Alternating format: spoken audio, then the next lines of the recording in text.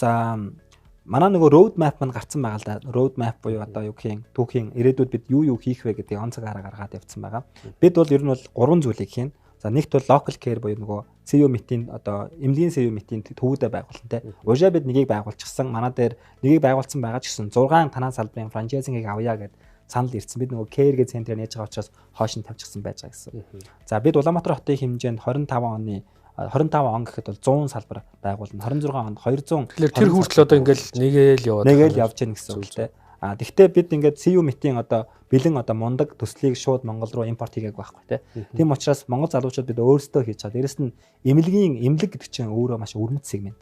Хэн бүхэн орж ирээд хийждэг зүйл биш. Эмнэлгийн тусламж үйлчлэгээ гэдэг бол хамгийн чухал нь чанар те. Чанар дээр суурилсан байх хэрэгтэй. Хоёрт мэдээж үйлчлэгээний стандарт гэдэг юм бид Монголд нэг юм хэв загварт оруулах хэрэгтэй байна. Тийм учраас бидний бас нэг гол хийгдэх ажил бол нүдэнд харагдахгүй ч гэсэндээ энэ чанарыг сайжруулах, стандартыг бий болгох ажиллагаа руу бид орж байгаа. Гурав дахь нь бол технологи.